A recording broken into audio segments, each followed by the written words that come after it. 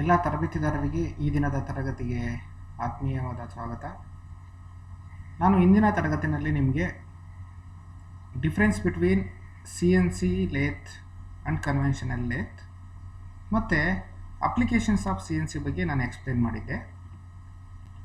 ಇಂದಿನ ತರಗತಿಯಲ್ಲಿ ನಾನು CNCಯ ತರಗತಿಯನ್ನು ಮುಂದುವರಿಸ್ತಾ ಇದ್ದು, ಈ ದಿನದ ತರಗತಿಯಲ್ಲಿ ನಿಮಗೆ ತುಂಬ ಮುಖ್ಯವಾದ ಒಂದು ವಿಷಯವನ್ನು ನಾನು ನಿಮಗೆ ತಿಳಿಸ್ಕೊಡ್ತೀನಿ.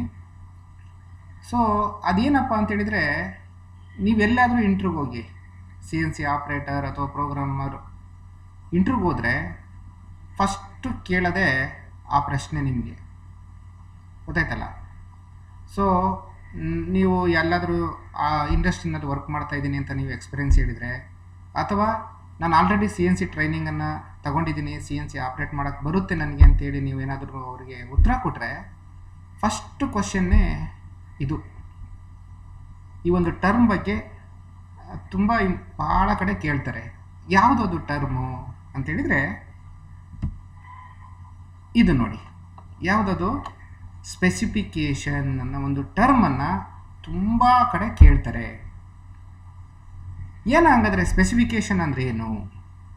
ನಾನೀಗ ಆಲ್ರೆಡಿ ಸುಮಾರು ಸರಿ ನಿಮಗೆ ಈ ಒಂದು ಟರ್ಮ್ ಬಗ್ಗೆ ಎಕ್ಸ್ಪ್ಲೇನ್ ಮಾಡಿದ್ದೀನಿ, ತಿಳಿಸ್ಕೊಟ್ಟಿದ್ದೀನಿ. ನಾವು ಕನ್ವೆನ್ಷನಲ್ ಮಿಷಿನ್ಗಳ ಸ್ಪೆಸಿಫಿಕೇಷನ್ ಬಗ್ಗೆ ತಿಳಿಸ್ಕೊಟ್ಟಿದ್ದೀನಿ. ಏನಪ್ಪ ಸ್ಪೆಸಿಫಿಕೇಷನ್ ಅಂದರೆ?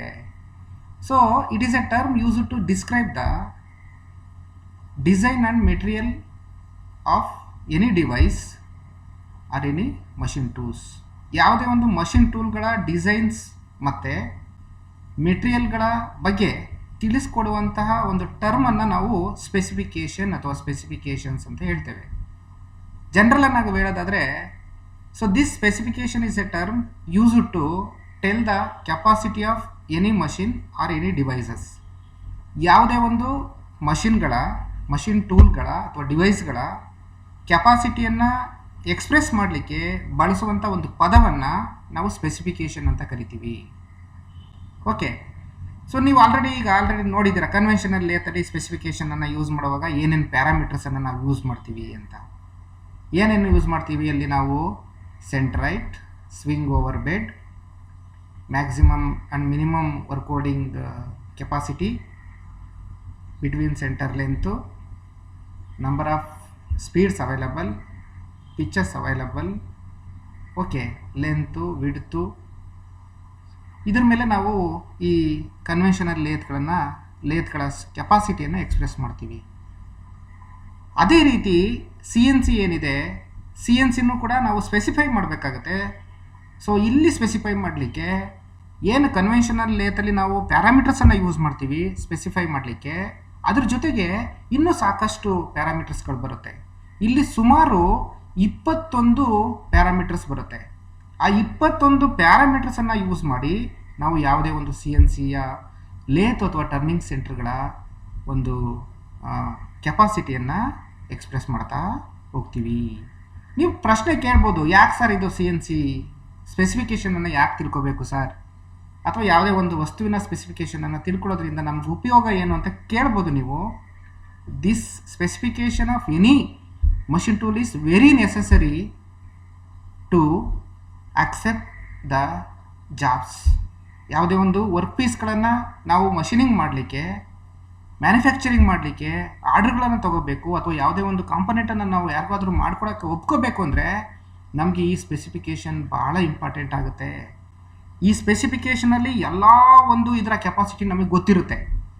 ಅದರ ಮ್ಯಾಕ್ಸಿಮಮ್ ಯಾವ ವರ್ಕ್ ಪೀಸನ್ನು ಟರ್ನ್ ಮಾಡ್ಬೋದು, ಲೆಂತ್ಗಳು ಮತ್ತು ಅದರ ಅಕ್ಯುರಸಿ ಬಗ್ಗೆ ನಮಗೆ ಗೊತ್ತಿರಬೇಕು. ಗೊತ್ತಿದ್ದರೆ ಮಾತ್ರ ನಾವು ಯಾವುದೇ ಒಂದು ಆರ್ಡರ್ಗಳನ್ನು ರಿಸೀವ್ ಮಾಡಿ ನಾವು ಜಾಬ್ಗಳನ್ನು ಮಾಡಿಕೊಡ್ಬೇಕಾಗತ್ತೆ. ಓಕೆ, ಸೊ ಈಗ ಈ ಸ್ಪೆಸಿಫಿಕೇಷನ್ನಲ್ಲಿ CNC ಟರ್ನಿಂಗ್ ಸೆಂಟರ್ನ ಸ್ಪೆಸಿಫಿಕೇಷನಲ್ಲಿ 21 ಪ್ಯಾರಾಮೀಟರ್ಸ್ಗಳು ಯಾವ್ಯಾವುದು ಅಂತ ಹೇಳ್ಬಿಟ್ಟು ನಾವು ನೋಡ್ತಾ ಹೋಗೋಣ. ಮೊದಲಿಗೆ ಸ್ಪೆಸಿಫಿಕೇಷನಲ್ಲಿ number of controlled axis. So ಇವು ಕನ್ವೆನ್ಷನಲಲ್ಲಿ ಬರಲ್ಲ, ಇದು ವಿಶೇಷವಾಗಿ CNC ರಿಲೇಟೆಡ್ ಮಷಿನರೀಸ್ ಎಲ್ಲ ಬರುತ್ತೆ. Number of controlled axis, interpolation parameter, maximum swing over bed, maximum machining length, collet type, spindle taper hole dia, maximum bar diameter and the spindle head type. In addition to this, we have spindle speed ranges, main motor capacity, check type, check size, rapid traverse speed on x-axis, rapid traverse speed on z-axis, x-axis travel, z-axis travel, guide weight type, and also turret type, turret tool weight and dimensions. See, these are the 21 parameters used to specify any CNC lathe or any CNC turning center. So ಈ 21 ಪ್ಯಾರಾಮೀಟರ್ಗಳನ್ನು use ಮಾಡಿ ಯಾವುದೇ ಒಂದು CNC ಲೇತ್ಗಳ ಸ್ಪೆಸಿಫಿಕೇಷನನ್ನು ನಾವು ಮಾಡ್ತಾ ಹೋಗ್ತೀವಿ. Okay, so ಈಗ ಈ ಪ್ಯಾರಾಮೀಟರ್ಸ್ ಏನಿದೆ ಇದರ ಇವುಗಳ ಬಗ್ಗೆ ಸ್ವಲ್ಪ ಡೀಟೇಲ್ ಆಗಿ ನಾನು ನಿಮಗೆ ಎಕ್ಸ್ಪ್ಲೇನ್ ಮಾಡ್ತಾ ಹೋಗ್ತೀನಿ. ಸೊ ನೋಡಿ, ಈ ಸ್ಪೆಸಿಫಿಕೇಶನ್ ಆಫ್ CNC ಲೇತಲ್ಲಿ ಮೊದಲನೇ parameter number of controlled axis. So ಇಲ್ಲಿ CNC ಲೇತ್ ಅಥವಾ ಟರ್ನಿಂಗ್ ಸೆಂಟ್ರಲ್ಲಿ ನಾರ್ಮಲ್ ಆಗಿ ಓಕೆ 2 ಆಕ್ಸಿಸ್ಗಳನ್ನು ನಾವು ನೋಡ್ಬೋದು. ಯಾವುದದು? ಒಂದು X axis and another one is Z axis. ಈ ಎಕ್ಸ್ ಆಕ್ಸಿಸ್ ಏನಿದೆ ಅದು ಈ ಮಿಷಿನ್ನ ಆಕ್ಸಿಸ್ಗೆ ಕಟಿಂಗ್ ಟೂಲು ಪರ್ಪೆಂಡಿಕ್ಯುಲರ್ ಆಗಿ ಮೂವ್ ಮಾಡುತ್ತೆ, ಪರ್ಪೆಂಡಿಕ್ಯುಲರ್ ಆಗಿ ಮೂವ್ ಆಗುತ್ತೆ. ಸೊ ಈ ಕಟಿಂಗ್ ಟೂಲು ಅಥವಾ ಟರೆಟ್ ಹೆಡ್ಡು ಈ ಆಕ್ಸಿಸ್ಗೆ ಪರ್ಪೆಂಡಿಕ್ಯುಲರ್ ಆಗಿ ಮೂವ್ಮೆಂಟ್ ಮಾಡಿದರೆ ಈ ಆಕ್ಸಿಸನ್ನು ನಾವು ಎಕ್ಸ್ ಆಕ್ಸಿಸ್ ಅಂತ ತಗೋತೀವಿ. ಅದೇ ಈ ಲೆಂತ್ ಏನಿದೆ ಪ್ಯಾರಲ್ ಕಟಿಂಗ್ ಟೂಲ್ ಮೂವ್ ಆದರೆ ಇದು ಜೆಡ್ ಆಕ್ಸಿಸ್ ಆಗುತ್ತೆ. ಇಲ್ಲಿ X axis is use to express the diameter of any work pieces. Step ಲೆಂತ್ಗಳನ್ನು, ಜಾಬ್ ಲೆಂತ್ಗಳನ್ನು ಹೇಳುವಾಗ ನಾವು ಜೆಡ್ ಆಕ್ಸಿಸನ್ನು ಬಳಸ್ತೀವಿ. ಇಲ್ಲಿ number of controlled axis normally 2 axis for CNC lathe. Special ಆಗಿ ಇರ್ಬೋದು, ಬಟ್ ನಾವು ನಾರ್ಮಲ್ ಆಗಿ ಯೂಸ್ ಮಾಡುವಂಥ ಲೇತ್ಗಳಲ್ಲಿ 2 ಆಕ್ಸಿಸ್ಗಳನ್ನು ನಾವು ನೋಡ್ತೇವೆ. ಸೊ ಈ 2 ಆಕ್ಸಿಸ್ಗಳಲ್ಲಿ ಎಕ್ಸ್ ಆಕ್ಸಿಸಲ್ಲಿ ನಾವು ಟರ್ನಿಂಗನ್ನು ಮಾಡ್ಬೋದು, ನಾವು ಕಟಿಂಗ್ ಟೂಲನ್ನು ವಿತ್ ಫೀಡ್ ರೇಟ್ ಮೂವ್ ಮಾಡ್ಬೋದು, ಕಂಟ್ರೋಲ್ಡ್ ರೇಟ್ ಫೀಡ್ ರೇಟಲ್ಲಿ ಮೂವ್ ಮಾಡ್ಬೋದು. ಅದೇ ರೀತಿ ಜೆಡ್ ಆಕ್ಸಿಸಲ್ಲೂ ಕೂಡ ಕಟಿಂಗ್ ಟೂಲನ್ನು ಕಟಿಂಗ್ ಮಾಡ್ಬೋದು ಅಥವಾ ಫೀಡ್ ರೇಟಲ್ಲಿ ಕಟಿಂಗ್ ಟೂಲನ್ನು ನಾವು ಮೂವ್ ಮಾಡ್ಬೋದು. In addition to this, simultaneously we can move this X and Z axis. ನಾವು ಎಕ್ಸ್ಗೆ ಫೀಡ್ ಕೊಟ್ಟು ಆಪ್ರೇಷನ್ಸನ್ನು ಮಾಡ್ಬೋದು, ಹಾಗೆಯೇ ಜೆಡ್ಗೂ ಕೂಡ ಆಪ್ರೇಷನ್ಸನ್ನು ಮಾಡ್ಬೋದು. ಮತ್ತು 2 ಆಕ್ಸಿಸ್ಗಳನ್ನು ಒಂದೇ ಸರಿ ಸೈಮಲ್ಟೇನಿಯಸ್ಲಿ ಫೀಡಿಂಗ್ ಮಾಡ್ಬೋದು. ಸೊ ಈ ರೀತಿ ಕಟಿಂಗ್ ಟೂಲ್ಗಳನ್ನು ನಾವು 2 ಆಕ್ಸಿಸಲ್ಲಿ ಫೀಡ್ ರೇಟಲ್ಲಿ ಮೂವ್ ಮಾಡೋದ್ರಿಂದ ಇಲ್ಲಿ ನಮಗೆ ನಂಬರ್ ಆಫ್ ಕಂಟ್ರೋಲ್ಡ್ ಆಕ್ಸಿಸ್ ಬಂದು 2 ಸಿಗುತ್ತೆ. Okay, so this is the very first parameter for expressing the capacity of our CNC lathe. Next interpolation. So ಇಲ್ಲಿ ಇಂಟರ್ಪೊಲೇಷನ್ ಅನ್ನೋ ಪ್ಯಾರಾಮೀಟರನ್ನು ಕಟಿಂಗ್ ಟೂಲು ಯಾವ ರೀತಿ ಮೂವ್ ಆಗುತ್ತೆ ಅಂತ ಹೇಳಲಿಕ್ಕೆ ನಾವು ಇಂಟರ್ಪೊಲೇಷನ್ ಅಂತ ಯೂಸ್ ಮಾಡ್ತೀವಿ.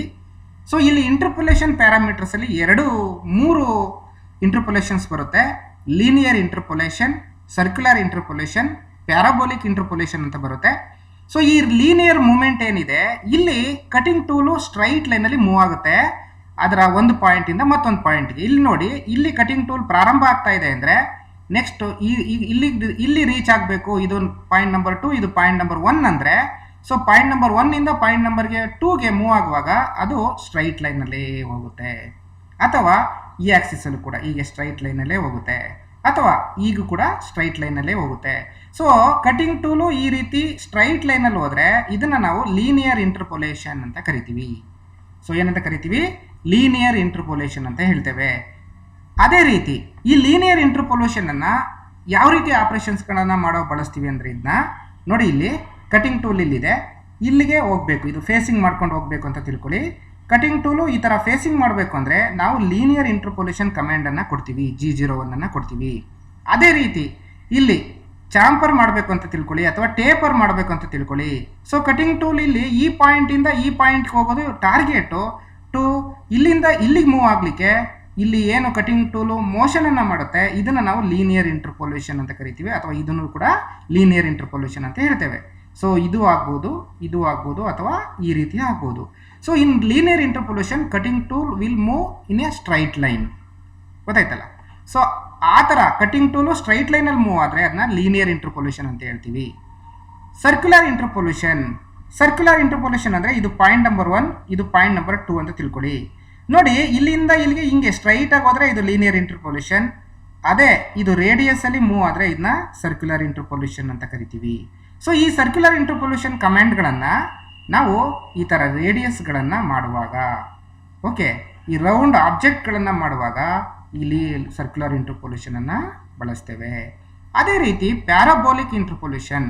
ನೋಡಿ, ಪ್ಯಾರಾಬೋಲಿಕ್ ಇಂಟರ್ಪೊಲ್ಯೂಷನ್ ಇಲ್ಲಿ ಪಾಯಿಂಟ್ ನಂಬರ್ 1 ಇರುತ್ತೆ, ಇದು ಪಾಯಿಂಟ್ ನಂಬರ್ 2 ಅಂದರೆ, ಸೊ ಇಲ್ಲಿಗೆ ಹೋಗುವಾಗ ನೋಡಿ ಈ ಥರ ಇಲ್ಲಿ ಸ್ಟ್ರೈಟು ಇಲ್ಲ, ರೇಡಿಯಸ್ಸು ಇಲ್ಲ, ಬಟ್ ಹೀಗೆ ಮೂವ್ ಆದರೆ ಇದನ್ನ ಪ್ಯಾರಾಬೋಲಾ ಥರ ಫಾರ್ಮ್ ಮಾಡಿದರೆ, ಶೇಪ್ಗಳನ್ನು ಫಾರ್ಮ್ ಮಾಡಿದರೆ ನಾವು ಅದನ್ನ ಪ್ಯಾರಾಬೋಲಿಕ್ ಇಂಟರ್ಪೊಲ್ಯೂಷನ್ ಅಂತ ಕರಿತೀವಿ. ಸೊ ಇಂಟರ್ಪೊಲ್ಯೂಷನ್ ಮೇಲೆ ನಾವು ಸ್ಪೆಸಿಫೈ ಮಾಡ್ತೀವಿ. ಇಲ್ಲಿ ಇಂಟರ್ಪೊಲ್ಯೂಷನಲ್ಲಿ ಲೀನಿಯರ್ ಇಂಟರ್ಪೊಲ್ಯೂಷನ್, ಸರ್ಕ್ಯುಲರ್ ಇಂಟರ್ಪೊಲ್ಯೂಷನ್ ಮತ್ತು ಪ್ಯಾರಾಬೋಲಿಕ್ ಇಂಟರ್ಪೊಲ್ಯೂಷನ್ ಅಂತ ಬರ್ತದೆ. ನೆಕ್ಸ್ಟು ಈ ಮ್ಯಾಕ್ಸಿಮಮ್ ಸ್ವಿಂಗ್ ಓವರ್ ಬೆಡ್. ಇದು ಕನ್ವೆನ್ಷನಲ್ ಲೇತಲ್ಲೂ ಕೂಡ ನೋಡಿದ್ದೀವಿ ನಾವು. ಸೊ ಈ ಮ್ಯಾಕ್ಸಿಮಮ್ ಸ್ವಿಂಗ್ ಓವರ್ ಬೆಡ್ ಅಂದರೆ ಇಲ್ಲಿ ವರ್ಕ್ ಹೋಲ್ಡಿಂಗ್ ಡಿವೈಸಲ್ಲಿ ವರ್ಕ್ ಪೀಸನ್ನು ಫಿಕ್ಸ್ ಮಾಡ್ತೀವಿ. ಸೊ ಈ ವರ್ಕ್ ಪೀಸನ್ನು ಫಿಕ್ಸ್ ಮಾಡಿಕೊಂಡು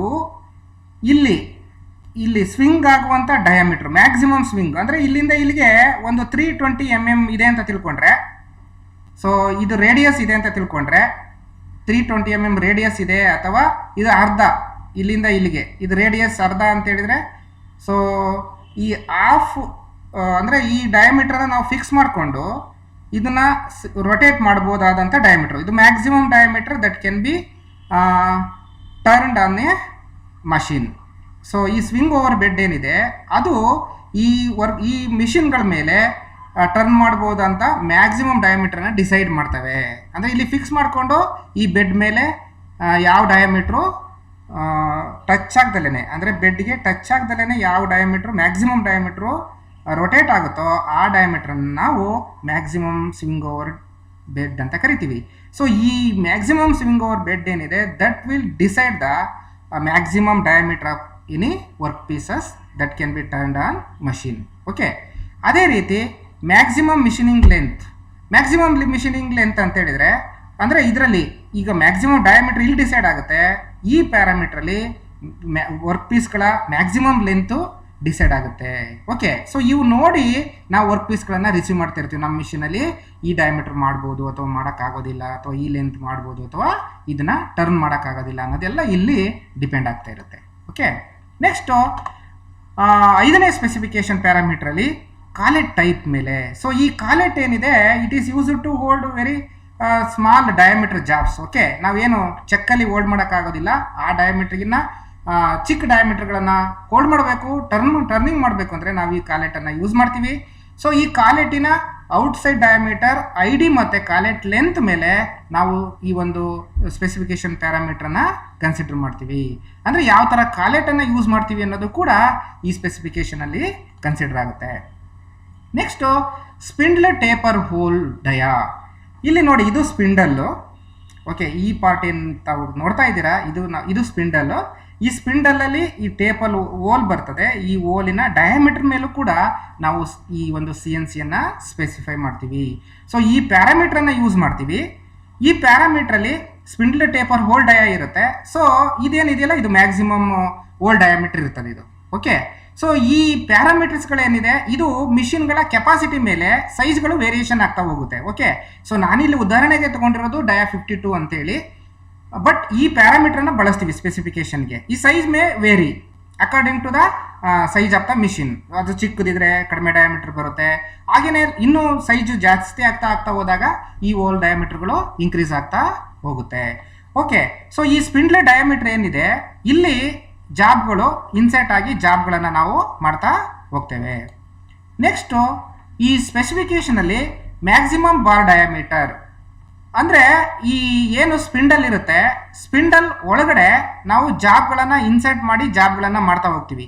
ಅಂದರೆ ನಿಮಗೆ ಗೊತ್ತಿದೆ, ಜಾಬ್ಗಳನ್ನು ಮಾಡುವಾಗ ನಾವು ಚಿಕ್ಕ ಲೆಂತ್ ಆಗಿ ಪಾರ್ಟ್ ಮಾಡ್ಕೋತೀವಿ, ಅಥವಾ ಆಟೋಮೆಟಿಕ್ ಆಗಿ ಮಾಡುವಂಥ ಸಂದರ್ಭದಲ್ಲಿ ಜಾಬ್ಗಳನ್ನು ಈ ಸ್ಪಿಂಡಲ್ ಥ್ರೂ ನಾವು ಇನ್ಸರ್ಟ್ ಮಾಡ್ತೀವಿ. ಓಕೆ, ಸೊ ಈ ಜಾಬ್ನ ಈ ಸ್ಪಿಂಡಲ್ ಒಳಗಡೆ ಇನ್ಸರ್ಟ್ ಮಾಡಿಕೊಂಡು ಜಾಬ್ ಆಪರೇಷನ್ ಆಗಿ ಪಾರ್ಟಿಂಗ್ ಆದಮೇಲೆ ಅದು ಮುಂದಕ್ಕೆ ತಗೊಂಡು ಮತ್ತೆ ಆಪರೇಷನ್ಸನ್ನು ಕಂಟಿನ್ಯೂ ಮಾಡ್ತಾ ಹೋಗ್ತೀವಿ. ಇಲ್ಲಿ ತುಂಬ ಲೆಂತಿ ಇರೋ ಜಾಬ್ಗಳನ್ನು ನಾವು ಪಾರ್ಟಿಂಗ್ ಮಾಡೋದಿಲ್ಲ. ಲೆಂತಿ ಜಾಬ್ಗಳನ್ನು ಡೈರೆಕ್ಟಾಗಿ ಈ ಸ್ಪಿಂಡಲ್ ಒಳಗಡೆ ಇನ್ಸರ್ಟ್ ಮಾಡ್ಕೋತೀವಿ. ಇಲ್ಲಿ ನೋಡಿ, ಇಲ್ಲೊಂದು ಡ್ರಾಬಾರ್ ಇರುತ್ತೆ. ಇದು ಐಡ್ರಾಲಿಕ್ ಚೆಕ್ಕನ್ನು ಆಪರೇಟ್ ಮಾಡುವಂಥ ಒಂದು ಪಾರ್ಟ್ ಆಗಿರುತ್ತೆ.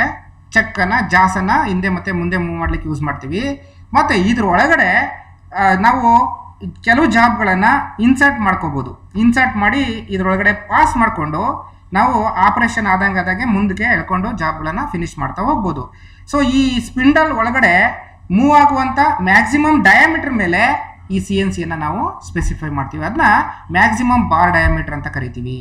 ಸೊ ಇದು maximum capacity that diameter can pass through the spindle. ಈ ಸ್ಪಿಂಡಲ್ ಒಳಗಡೆ ಅದು ಪಾಸ್ ಆಗುತ್ತೆ. ಸೊ ಆ ಪಾಸ್ ಆಗುವಂಥ ಮ್ಯಾಕ್ಸಿಮಮ್ ಡಯಾಮೀಟರ್ ಮೇಲೂ ಕೂಡ ನಾವು CNCಗಳನ್ನು ಸ್ಪೆಸಿಫೈ ಮಾಡ್ತಾ ಹೋಗ್ತೇವೆ. ಹಾಗೆಯೇ ಸ್ಪಿಂಡಲ್ ಹೆಡ್ ಟೈಪ್. ಸೊ ಈ ಸ್ಪಿಂಡಲ್ ಇದರ ಈ ಭಾಗ ಏನಿದೆಯಲ್ಲ, ಇದು ಸ್ಪಿಂಡಲ್ ಹೆಡ್ ಆಗುತ್ತೆ. ಸೊ ಈ ಸ್ಪಿಂಡಲ್ ಹೆಡ್ಡಿನ ಡಯಾಮೀಟರ್ಗಳ ಮೇಲೆ, ಶೇಪ್ಗಳ ಮೇಲೆ ನಾವು ಸ್ಪೆಸಿಫೈ ಮಾಡ್ತಾ ಹೋಗ್ತೇವೆ. ಸೊ ಉದಾಹರಣೆಗೆ ನಾನು A25 ಅಂತ ಒಂದು ಸ್ಪೆಸಿಫಿಕೇಶನ್ ಅನ್ನು ತಗೊಂಡಿದ್ದೀನಿ ಹೆಡ್ ಟೈಪ್. ಸೊ A25 ಅಂದ್ರೆ ಏನು? ಇಲ್ಲಿ ನೋಡಿ, ಡಿಫರೆಂಟ್ ಹೆಡ್ಸ್ ಮತ್ತೆ ಡಿಫರೆಂಟ್ ಡಯಾಮೀಟರ್ಗಳಿರುವಂಥ ಸ್ಪಿಂಡಲ್ ಹೆಡ್ಗಳು ಸಿಗುತ್ತೆ. ನೋಡಿ ಇಲ್ಲಿ A25 ಅಂತ ಹೇಳಿದ್ರೆ, ಎ ಅಂದರೆ ಈ ಮ್ಯಾಕ್ಸಿಮಮ್ ಡಯಾಮೀಟ್ರು, ಈ ಹೆಡ್ಡಿನ ಮ್ಯಾಕ್ಸಿಮಮ್ ಡಯಾಮೀಟರ್ ಅಂದರೆ ಈ ಡಯಾಮೀಟ್ರು. ನೆಕ್ಸ್ಟ್ ಬಿ ಬಂದು ಇಲ್ಲಿ ಟೇಪರ್ ಇದೆಯಲ್ಲ, ಅಲ್ಲಿಂದ ಈ ಡಯಾಮೀಟರ್ ಇದೆಯಲ್ಲ, ಈ ಪ್ಲೇನ್ ಡಯಾಮೀಟರ್ ಇದೆಯಲ್ಲ, ಈ ಡಯಾಮೀಟರ್ಗೆ ನಾವು ಬಿ ಅಂತ ಕರಿತೀವಿ. ಅದೇ ರೀತಿ C0 ಅಂತ ಹೇಳಿದ್ರೆ ಈ ಸೆಂಟರಿಂದ ಈ ಹೋಲ್ಗಿರುವಂಥ ಡಯಾಮೀಟ್ರು. ಹಾಗೆಯೇ C1 C2 ಈ ಥರ ಡಿಫರೆಂಟ್ ಪ್ಯಾರಾಮೀಟರ್ಸ್ ಬರುತ್ತೆ. ಇಲ್ಲಿ ಹೆಡ್ನ ಶೇಪ್ ಮೇಲೆ ನಾವು ಈ ಸ್ಪಿಂಡಲ್ ಹೆಡ್ ಟೈಪ್ ಮೇಲೆ ನಾವು ಪ್ಯಾರಾಮೀಟರ್ನ ಚೂಸ್ ಮಾಡ್ತಾ ಹೋಗ್ತೀವಿ. ನೋಡಿ, ಇಲ್ಲಿ A2 ಬಂದು ಒಂದು ಡೈಮೆನ್ಷನ್ಸ್ ಇರುವಂಥ ಹೆಡ್ ಸಿಗುತ್ತೆ, ಸ್ಪಿಂಡಲ್ ಡೈಮೆನ್ಷನು. ಅದೇ ರೀತಿ A26 ಕೂಡ ಬೇರೆ ಬೇರೆ ಡೈಮೆನ್ಷನ್ ಆಗುತ್ತೆ. ನೋಡಿ, ಈ ಎ ಡಯಾಮೀಟರ್, ಈ ಮ್ಯಾಕ್ಸಿಮಮ್ ಡಯಾಮೀಟರ್ ಏನಿದೆ A2ನಲ್ಲಿ 5.236 ಇಂಚಸ್ ಇದೆ.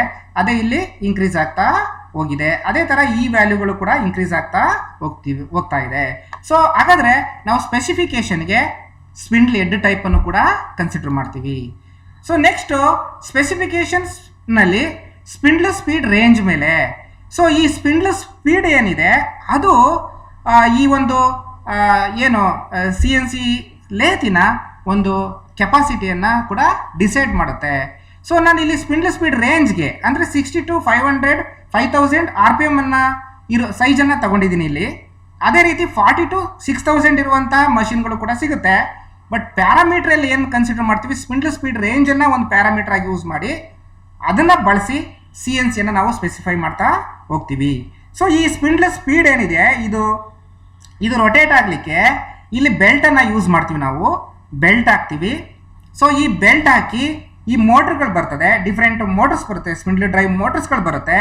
ಆ ಮೋಟ್ರ್ಗಳು ಇಂಡೈರೆಕ್ಟ್ ಮೋಟ್ರ್, ಇದು ಈ ಮೋಟ್ರನ್ನು ಇಲ್ಲಿ ಫಿಕ್ಸ್ ಮಾಡ್ಕೊಂಡಿರ್ತೀವಿ. ಇಲ್ಲಿಂದ ಬೆಲ್ಟ್ ಹಾಕಿ ಈ ಸ್ಪಿಂಡಲ್ಗಳನ್ನು ರೊಟೇಟ್ ಮಾಡಿ, ಸ್ಪಿಂಡಲ್ ರೊಟೇಟ್ ಆದಾಗ ವರ್ಕ್ ಕೋಡಿಂಗ್ ಡಿವೈಸ್ಗಳು, ಅದು ಚೆಕ್ ಇರ್ಬೋದು ಅಥವಾ ಕಾಲರ್ಸ್ ಇರ್ಬೋದು, ರೊಟೇಟ್ ಆಗ್ತಾ ಹೋಗ್ತವೆ. ಸೊ ಈ ಸ್ಪಿಂಡಲ್ ಸ್ಪೀಡ್ ರೇಂಜ್ ಮೇಲೆ ನಾವು CNCಯನ್ನು ಸ್ಪೆಸಿಫೈ ಮಾಡ್ತೇವೆ. ಅದೇ ರೀತಿ ಮೇನ್ ಮೋಟಾರ್. ಸೊ ಇಲ್ಲಿ ಮೇನ್ ಮೋಟಾರ್ ಬಂದು ನೋಡಿ ಫ್ರೆಂಡ್ಸ್, CNCನಲ್ಲಿ ಹಲವಾರು ಮೋಟರ್ಗಳು ಬರುತ್ತೆ. ಯಾವ್ಯಾವುದು? ಆಕ್ಸಿಸ್ ಡ್ರೈವ್ ಮೋಟರ್ಸ್ ಬರುತ್ತೆ, ಅದೇ ರೀತಿ ಲುಬ್ರಿಕೇಶನ್ ಮೋಟರ್ ಬರುತ್ತೆ, ಕೂಲೆಂಟ್ ಸರ್ಕ್ಯುಲೇಷನ್ ಸಿಸ್ಟಮ್ ಬರುವ ಮೋಟರ್ ಬರುತ್ತೆ, ಅದೇ ರೀತಿ ಸ್ಪಿಂಡಲ್ ಮೋಟರ್ ಬರುತ್ತೆ. ಈ ಸ್ಪಿಂಡಲ್ ಮೋಟ್ರನ್ನ CNCಲಿ ನಾವು ಮೇನ್ ಮೋಟರ್ ಅಂತ ಕರಿತೀವಿ. ಸೊ ಈ ಸ್ಪಿಂಡಲ್ ಮೋಟರ್ನ ಕೆಪಾಸಿಟಿ ಮೇಲೆ CNCಯನ್ನು ನಾವು ಡಿಸೈಡ್ ಮಾಡ್ತೀವಿ. ಸೊ ಅದರ ಉದಾಹರಣೆಗೆ ನಾನು 3.70 kW ಇರುವಂತಹ ಮೋಟ್ರನ್ನ ನಾನು ಇಲ್ಲಿ ತಗೊಂಡಿದ್ದೀನಿ. ಅಂದರೆ ಮೇನ್ ಮೋಟರ್ನ ಕೆಪಾಸಿಟಿ ಮೇಲೆ ಮತ್ತು ಮೇನ್ ಮೋಟರ್ ಸಿಗುವಂಥ RPM ಮೇಲೆ ಕೂಡ ನಾವು CNCಯನ್ನು ಸ್ಪೆಸಿಫೈ ಮಾಡ್ತಾ ಹೋಗ್ತೇವೆ. ಅದೇ ರೀತಿ ಚೆಕ್ ಟೈಪ್ ಮೇಲೆ, ಅಂದರೆ ಯಾವ ರೀತಿ ಚೆಕ್ಕನ್ನು ಯೂಸ್ ಮಾಡ್ತೀವಿ, ಹೈಡ್ರಾಲಿಕ್ ಚೆಕ್ಕ, ನ್ಯೂಮ್ಯಾಟಿಕಲಿ ಆಪರೇಟೆಡ್ ಚೆಕ್ಕ ಅಥವಾ ಸಾಲಿಡ್ ಚೆಕ್ಕ. ಸಾಲಿಡ್ ಚೆಕ್ಗಳೆಲ್ಲ ನಾವು ಆಲ್ರೆಡಿ ನೋಡಿದ್ದೀವಿ. ಕನ್ವೆನ್ಷನಲ್ ನಾವೇನು ಕೀಗಳನ್ನು ಅಲಾನ್ ಕೀಗಳನ್ನು ಯೂಸ್ ಮಾಡಿ, ಚೆಕ್ಕಿಗಳನ್ನು ಯೂಸ್ ಮಾಡಿ ನಾವು ಜಾಬ್ಗಳನ್ನು ಫಿಕ್ಸ್ ಮಾಡ್ತೀವಲ್ವಾ, ಅದೇ ರೀತಿ ಇಲ್ಲಿ ಹೈಡ್ರಾಲಿಕಲಿ ಆಪರೇಟೆಡ್, ಹೈಡ್ರಾಲಿಕ್ ಎನರ್ಜಿಯನ್ನು ಯೂಸ್ ಮಾಡಿ ವರ್ಕನ್ನು ಹೋಲ್ಡ್ ಮಾಡುವಂಥ ಅವಕಾಶಗಳು ಕೂಡ ನಮಗೆ ಸಿಗುತ್ತೆ. ಅಂದರೆ ನಾವು CNCನಲ್ಲಿ ಚೆಕ್ ಟೈಪನ್ನು ಕನ್ಸಿಡರ್ ಮಾಡ್ತೀವಿ ಪ್ಯಾರಾಮೀಟರ್ ಆಗಿ. ಸೊ ಅಲ್ಲಿ ನಾವು ಹೈಡ್ರಾಲಿಕಲಿ ಆಪರೇಟೆಡ್ ಚೆಕ್ ಇರ್ಬೋದು, ಸಾಲಿಡ್ ಚೆಕ್ ಇರ್ಬೋದು, ಅಥವಾ ನ್ಯೂಮ್ಯಾಟಿಕಲಿ ಆಪರೇಟೆಡ್ ಚೆಕ್ ಬೇಕಾದ್ರೆ ಇರ್ಬೋದು. ಬಟ್ ಪ್ಯಾರಾಮೀಟರ್ಸ್ ಏನು ಕನ್ಸಿಡರ್ ಮಾಡ್ತೀವಿ, ಚೆಕ್ ಟೈಪ್ ಅನ್ನು ಕೂಡ ಒಂದು ಪ್ಯಾರಾಮೀಟರ್ ಆಗಿ ಕನ್ಸಿಡರ್ ಮಾಡ್ತೀವಿ. ಹಾಗೆ ಚೆಕ್ ಸೈಜ್ಗಳು, ಇಲ್ಲಿ ನೋಡಿ ಈ ಸೈಜ್ ಏನಿದೆಯಲ್ಲ ಇದಕ್ಕೆ ನಾವು ಚೆಕ್ ಸೈಜ್ ಅಂತ ಕರಿತೀವಿ. ಈ ಚೆಕ್ ಸೈಜ್ ಮೇಲೂ ಕೂಡ ಈ ಒಂದು ಸ್ಪೆಸಿಫಿಕೇಶನ್ ಅನ್ನ ಮಾಡ್ತೇವೆ. ಅದೇ ರೀತಿ rapid traverse speed on X axis, rapid traverse speed on X axis, ಅದೇ ರೀತಿ rapid traverse speed on Z axis. ನೋಡಿ ಇಲ್ಲಿ ಈ ಟರೆಟ್ ಏನಿದೆಯಲ್ಲ, so this is the work holding cutting tool holding device in CNC, right. ಕ್ಯಾರೆಟ್ ತರ ಈ turret ಏನಿದೆ ಇದು ಕಟಿಂಗ್ ಟೂಲ್ ಅನ್ನ ಫಿಕ್ಸ್ ಮಾಡ್ತೀವಿ ಕಟಿಂಗ್ ಟೂಲ್ ಅದರ ಮೇಲೆ. ಅದಕ್ಕೆ ನಾವು ಮೂವ್ಮೆಂಟ್ ಅನ್ನ ಕೊಡ್ತಾ ಹೋಗ್ತೀವಿ, ಸ್ಲೈಡ್ಸ್ಗೆ ಮೂವ್ಮೆಂಟ್ ಅನ್ನ ಕೊಡ್ತಾ ಹೋಗ್ತೀವಿ.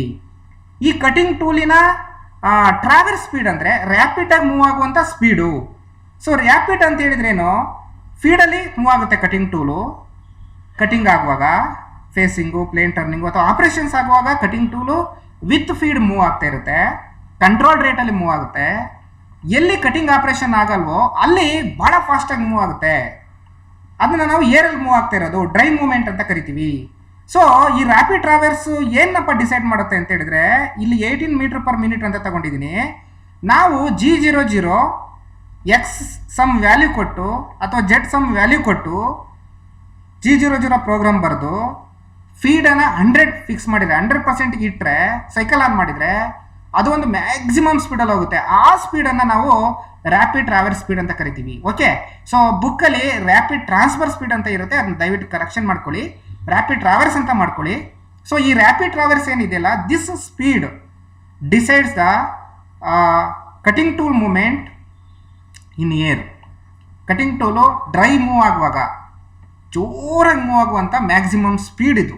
ಸೊ ಈ ಮ್ಯಾಕ್ಸಿಮಮ್ ಸ್ಪೀಡ್ ಮೇಲೂ ಕೂಡ ನಾವು ಈ CNC ಕೆಪಾಸಿಟಿಯನ್ನು ಸ್ಪೆಸಿಫಿಕೇಶನನ್ನು ಮಾಡ್ತೀವಿ. ಅದೇ ರೀತಿ rapid travel speed on Z Axis.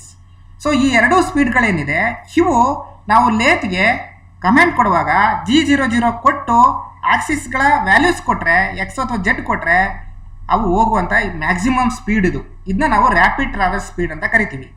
ಅದೇ ರೀತಿ ಎಕ್ಸ್ ಟ್ರಾವೆಲ್ ಅಂದರೆ, ಸೊ ಎಕ್ಸ್ ಟ್ರಾವೆಲ್ ಏನಿದೆಯಲ್ಲ ಇದು maximum travel of this cutting tool in X direction. ಅದೇ ರೀತಿ ಜೆಡ್ ಟ್ರಾವೆಲ್ ಇದು 320 mm ಏನಿದೆಯಲ್ಲ ಇದು maximum travel of cutting tool in Z axis. So ಇವು ಕೂಡ ನಮಗೆ ಇಲ್ಲಿ ಮಿಷಿನ್ ಕೆಪಾಸಿಟಿಯನ್ನು, ಡಯಾಮೀಟ್ರು ಮತ್ತು ಲೆಂತ್ಗಳನ್ನು ಡಿಸೈಡ್ ಮಾಡ್ತವೆ. ಸೊ ನೆಕ್ಸ್ಟು ಸ್ಪೆಸಿಫಿಕೇಷನಲ್ಲಿ ಗೈಡ್ ವೇ ಟೈಪ್ ಬರುತ್ತೆ. ಅಂದರೆ ನಾನು ಕನ್ಸ್ಟ್ರಕ್ಷನಲ್ಲಿ ನಿಮ್ಗೆ ತೋರಿಸಿದ್ದೀನಿ, ಏನು ನಮ್ಮ ಟರೆಟ್ ಹೆಡ್ ಫಿಕ್ಸ್ ಆಗಿರುವಂಥ ಭಾಗ ಇದೆ, ಅದಕ್ಕೆ ನಾವು ಸ್ಲೈಡ್ಸ್ ಅಂತ ಕರಿತೀವಿ. ಓಕೆ, ಸೊ ಆ ಸ್ಲೈಡ್ಸ್ಗಳು, ಇದು ಸ್ಲೈಡು, ಈ ಸ್ಲೈಡು ಬೆಡ್ಡು, ಕೆಳಗಡೆ ಬೆಡ್ ಇರುತ್ತೆ, ಸ್ಲೈಡ್ ಇರುತ್ತೆ. ಈ ಬೆಡ್ಡು ಮತ್ತು ಸ್ಲೈಡು ಮತ್ತು ಇನ್ನೊಂದು ಕಾಂಪೊನೆಂಟ್ ಬರುತ್ತೆ, ಅದನ್ನ ನಾವು ಗೈಡ್ ವೇ ಅಂತ ಕರಿತೀವಿ. ಸೊ ಈ ಗೈಡ್ ವೇ ಮೇಲೆ ಈ ಸ್ಲೈಡ್ಗಳು ಮೂವ್ ಆಗ್ತವೆ. ಇದು ಎಕ್ಸಲ್ಲಿ ಅಥವಾ ಸ್ಲ್ಯಾಂಟ್ ಬೆಡ್ ವೇ ಇರುತ್ತೆ, ಜೆಡ್ ಆಕ್ಸಿಸ್ ಮೂವ್ ಆಗುವಂಥದ್ದು ಇದು ಸ್ಲೈಡು. ಈ ಸ್ಲೈಡಿನ ಟೈಪ್ ಮೇಲೆ ನಾವು ಈ ಮಿಷಿನನ್ನು CNCನ ಸ್ಪೆಸಿಫೈ ಮಾಡ್ತೀವಿ. ಈ ಗೈಡ್ ವೇ ಏನಿದೆಯಲ್ಲ ಅದು ಫ್ಲ್ಯಾಟಾ, ವೀನಾ, ಕಾಂಬಿನೇಷನ್ನ, ಅಥವಾ CNCನಲ್ಲಿ ನಾರ್ಮಲಿ ನಾವು ಲೀನಿಯರ್ ಮೋಷನ್ ಗೈಡ್ ವೇಸನ್ನು ಯೂಸ್ ಮಾಡ್ತೀವಿ.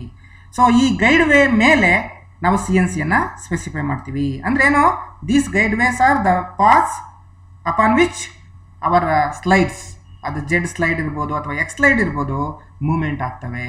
Okay, next turret type. So you already know what is the function of our turrets. So this turret is used to hold the cutting tool and also it is used to give the motion to the cutting tool. So ಈ turret ಏನಿದೆ ಅದು slides ಮೇಲೆ fix ಆಗಿದೆ. ಈಗ ತೋರಿಸ್ನಲ್ಲಿ ಹಿಂದೆ X slide ಇರ್ಬೋದು ಅಥವಾ Z slide ಇರ್ಬೋದು, ಆ ಸ್ಲೈಡ್ಗಳ ಮೇಲೆ ಇದು ಫಿಕ್ಸ್ ಆಗಿರುತ್ತೆ. ನಾವು ಎಕ್ಸ್ಗೆ ಕಮೆಂಟ್ ಕೊಟ್ಟಾಗ ಎಕ್ಸ್ ಸ್ಲೈಡ್ ಮೂವ್ಮೆಂಟ್ ಆಗುತ್ತೆ, ಕಟಿಂಗ್ ಟೂಲು ಎಕ್ಸಲ್ಲಿ ಮೂವ್ಮೆಂಟ್ ಮಾಡುತ್ತೆ.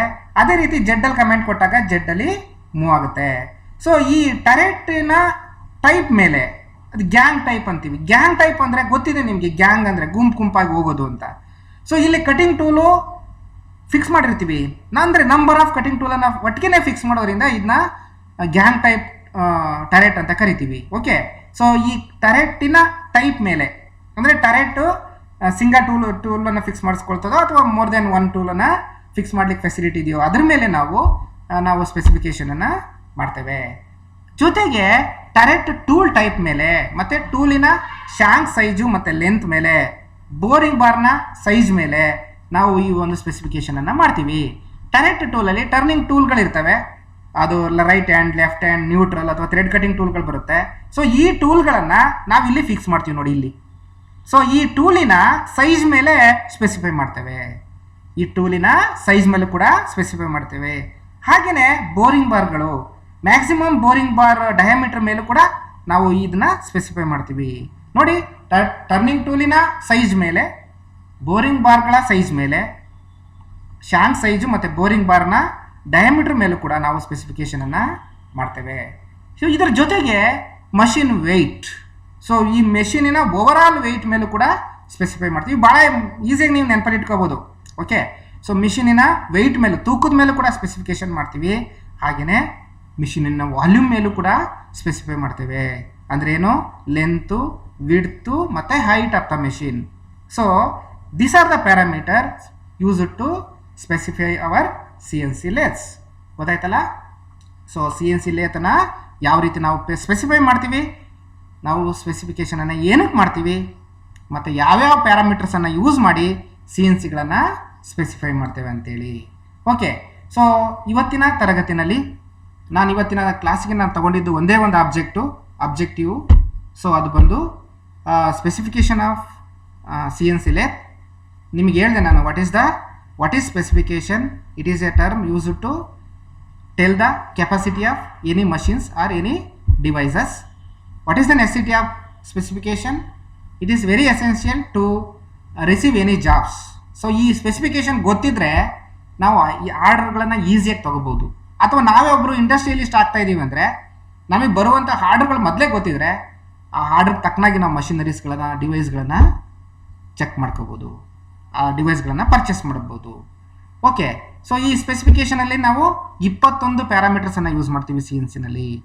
Number of controlled axis, swing over bed, maximum length, traverse ಫೀಡ್ಗಳ ಮೇಲೆ, ವೆಯ್ಟ್ಗಳ ಮೇಲೆ, ಆಮೇಲೆ ಚೆಕ್ಕಿನ ಟೈಪ್ ಮೇಲೆ, ಚೆಕ್ನ ಸೈಜ್ ಮೇಲೆ.